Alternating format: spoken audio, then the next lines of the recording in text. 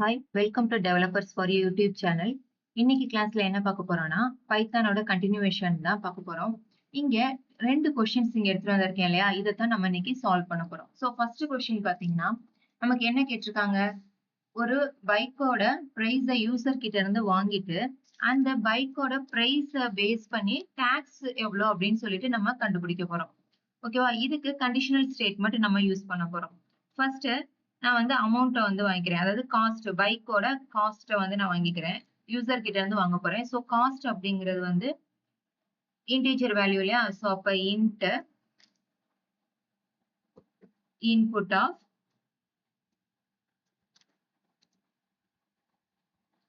enter the cost price of the bike.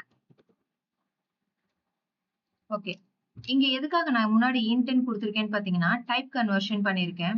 Because நம்ம user கிட்ட இருந்து இன்புட்னு வாங்கணும் அப்படின்னா, அது பை டிஃபால்ட் வந்து ஸ்ட்ரிங் வேல்யூவா இருக்கும். சோ அதுக்காக தான் நம்ம என்ன பண்றோம், அதை இன்டிஜரா நான் வந்து இங்க கன்வெர்ட் பண்ணியிருக்கேன். நெக்ஸ்ட் இஃப் அப்படிங்கிற கண்டிஷன் எடுத்துக்கிறேன். இஃப் நான் வாங்கியிருக்க இந்த காஸ்ட் லெஸ் தென் 0வா இருந்துச்சு அப்படின்னா பிரிண்ட்ல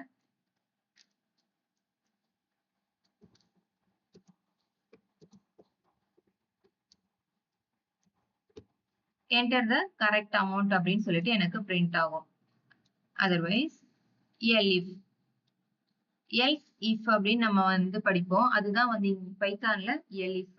என்கிட்ட மோர் தென் ஒரு கண்டிஷன் இருக்கு. மோர் தென் ஒன் கண்டிஷனை வந்து நான் செக் பண்ணணும் அப்படின்னா நம்ம elif யூஸ் பண்ணிக்கலாம். என்கிட்ட ஒரே ஒரு கண்டிஷன் தான் இருக்கு அப்படின்னா ifல கொடுத்துட்டு else part வேணும்னா நம்ம எழுதிக்கலாம். But more then one condition நம்ம கிட்ட இருக்கு அப்படிங்கும்போது நம்ம elif யூஸ் பண்ணிக்கலாம். எத்தனை elifs வேணாலும் நம்ம இங்க கிரியேட் பண்ணிக்கலாம். ஓகேவா? தென் நம்மளோட இங்க கொஸ்டின்ல பாருங்களேன், என்ன கொடுத்திருக்காங்க? கிரேட்டர் தென் 1 லேக்கா இருக்கணும். அப்போ கிரேட்டர் தென் 1 லேக். ஓகேவா? 5 zeros போட்டாச்சு. ஓகே, கிரேட்டர் தென் 1 லேக்கா இருந்துச்சு அப்படின்னா இங்க நம்ம டாக்ஸ் கண்டுபிடிக்க போறோம். So tax equal to cost into 15% இல்லையா? then total amount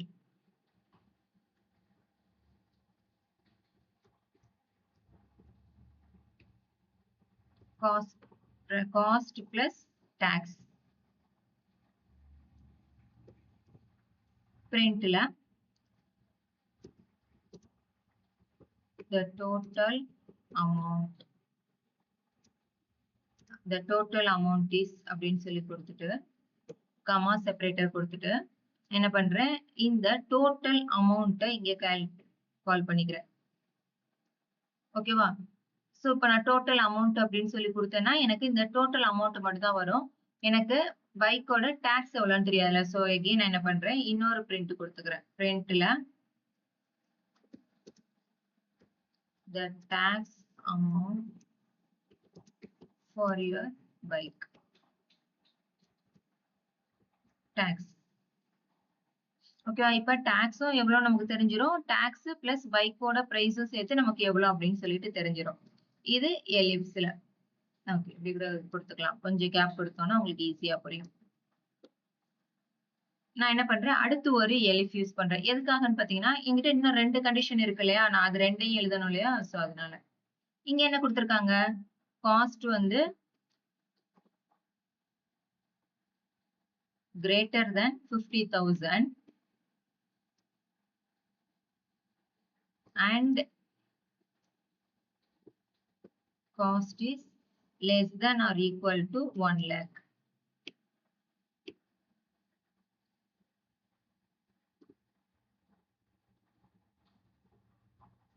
ஓகே, அப்போ 1 lakh அதுக்கு மேல இருந்துச்சு, 1 lakhக்கு மேல இருந்தா 15%, 50,000ல இருந்து 1,00,000 ரூபாய் வரைக்கும் நமக்கு 10% டாக்ஸ் சொல்லியிருக்காங்க இல்லையா? சோ அதேதான். சோ நான் அதனால என்ன பண்றேன்னா இதை மட்டும் காப்பி பண்ணிக்கிறேன்.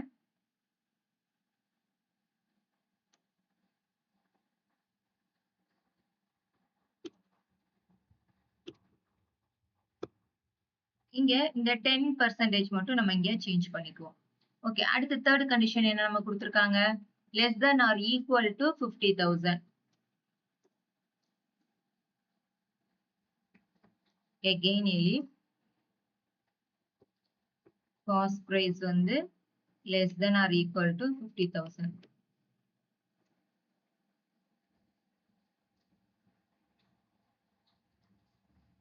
So இங்க வந்து என்ன பண்ணணும்? 5% தான் இல்லையா நமக்கு? So அதனால 5% மட்டும் எடுத்துக்கிறேன். ஓகே, இப்போ இதுல பாத்தீங்கன்னா எத்தனை எலிப்ஸ் வேணாலும் நம்ம எழுதிக்கலாம்.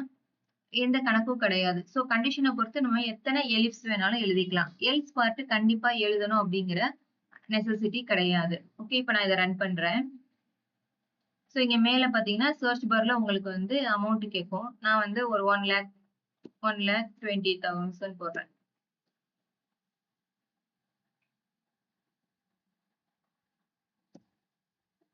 ஓகே, சோ இப்ப பாருங்க நம்மளோட டாக்ஸ் அமௌண்ட் எவ்வளவு வருது? 18,000 வருது. தென் அதுக்கப்புறம் டோட்டல் அமௌண்ட் வந்து 1,38,000 வந்திருக்கு. அப்போ இந்த பிளாக் ஆஃப் கோடு எனக்கு இங்க ரன் ஆகியிருக்கு. புரியுதா? சோ இப்படிதான் வந்து நம்ம என்ன பண்ணணும்னா எல்ஸ் இஃப் எல்ஸ் யூஸ் பண்ணி நம்ம என்ன பண்ணிக்கலாம், மல்டிபிள் கண்டிஷனை நம்ம இங்க செக் பண்ணிக்க முடியும். இங்க ஈவன் லாஜிக்கல் ஆபரேட்டர் கூட நம்ம யூஸ் பண்ணியிருக்கோம். ஓகேவா? இந்த சம் புரிஞ்சிருக்கும்னு நினைக்கிறேன். சோ நெக்ஸ்ட் நம்ம பார்க்க போறது பாத்தீங்கன்னா நெஸ்டட் இஃப். அது என்ன நெஸ்டட் இஃப் அப்படின்னு பாத்தீங்கன்னா, ஒரு இஃப் கண்டிஷனுக்குள்ள இன்னொரு இஃப் கண்டிஷன் எழுதியிருக்கோம் அப்படின்னா அதுதான் வந்து நெஸ்டட் இஃப் அப்படின்னு சொல்லுவாங்க.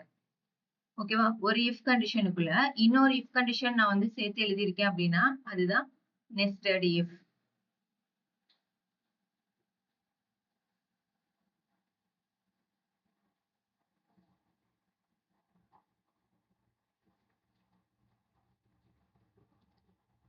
Okay,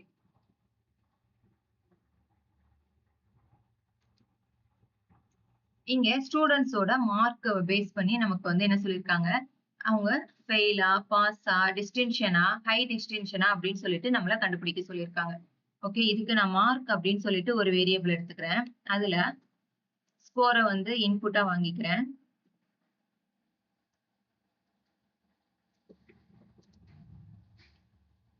enter your mark. So நான் மார்க் வாங்குற இன்டிஜர் டைப். சோ அதனால நான் என்ன பண்றேன், டைப் கன்வர்ஷன் இங்க பண்ணிக்கிறேன். இப்போ இஃப்ல வந்து மார்க்க செக் பண்ண போறேன். If mark is greater than or equal to 50 வச்சிருக்கேன். ஃபர்ஸ்ட் கண்டிஷன் வந்து மார்க் வந்து கிரேட்டர் தென் 50 இருந்துச்சு அப்படின்னா பிரிண்ட்ல பாஸ். இங்க வந்து நம்மளோட பாஸ் மார்க்கே பாத்தீங்கன்னா 50, 15 எடுத்திருக்கிறோம். சோ அதனாலதான் இந்த இது பிரிண்ட் பண்றேன். நெக்ஸ்ட் இன்னொரு இஃப் கண்டிஷன் நான் செக் பண்ண போறேன். இங்க ஃபர்ஸ்ட் கண்டிஷன் ட்ரூனா இந்த பிளாக்குள்ள வரும். இந்த பிளாக்குள்ளேயே நான் இப்ப என்ன பண்ண போறேன், இன்னொரு இஃப் கண்டிஷனே இங்க நான் வந்து செக் பண்ண போறேன். அதுதான் mark is greater then 900. Sorry, not 900, 90. ஓகேவா? இப்போ இந்த கண்டிஷன் ட்ரூவா இருந்துச்சுன்னா இதுக்குள்ள இருக்கிறது உள்ள எனக்கு இங்க பிரிண்ட் ஆகும். பிரிண்ட்ல பாஸ் இங்க என்ன சொல்லிருக்கோம், நம்ம கொஸ்டின்ல என்ன கொடுத்திருக்கோம், 90 and above இருந்துச்சு அப்படின்னா ஹை டிஸ்டிங்ஷன் சொல்லிருக்கோம். சோ அப்ப ஹை டிஸ்டிங்ஷன்.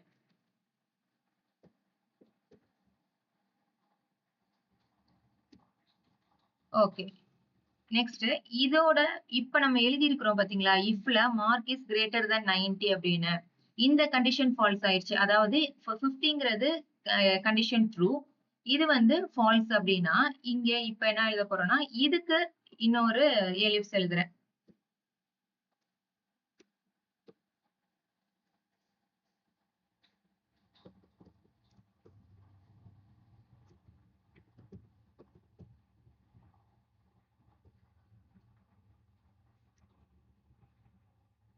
டிஸ்டிங்ஷன் அப்படின்னு மட்டும் சொல்லி கொடுத்திருக்கிறேன். ஓகே, இப்போ இந்த இதுக்கு இஃப்க்கு வந்து எல்ஸ் பார்ட் எழுதுறேன்.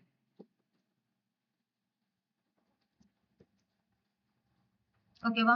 புரிஞ்சிருக்கும்னு நினைக்கிறேன். ஒரு இஃப்க்குள்ள இன்னொரு இஃப் கண்டிஷனை கொடுத்து நம்ம இங்கே செக் பண்றோம். அந்த மாதிரி செக் பண்ணும் பொழுது இதுக்கு பேரு நெஸ்டட் இஃப். இதை ரன் பண்றேன். இப்ப நான் வந்து ஸ்கோர் வந்து கொடுக்குறேன், 78 கொடுக்குறேன். பாஸ் டிஸ்டிங்ஷன் அப்படிங்கிறது எனக்கு பிரிண்ட் ஆகியிருக்கு. கரெக்டா? சோ இதுக்கு பேரு தான் கண்டிஷனல் ஸ்டேட்மெண்ட். நம்ம இதுல வந்து இது வரைக்கும் 3 டைப் பார்த்திருக்கோம். நார்மலா ஒரு சிம்பிள் இஃப் எல்ஸ் பார்த்திருக்கோம். அதுக்கப்புறம் மல்டிபிள் கண்டிஷன்ஸ் வச்சு எப்படி செக் பண்றதுன்னு பார்த்திருக்கோம். Third one is nested if else. ஓகேவா? சோ இது மாதிரி உங்களுக்கு வேற எதுவும் நிறைய பைத்தான் பத்தி தெரிஞ்சுக்கணும், படிக்கணும் அப்படின்னா எங்களை கான்டாக்ட் பண்ணுங்க. தேங்க்ஸ் ஃபார் வாட்சிங்.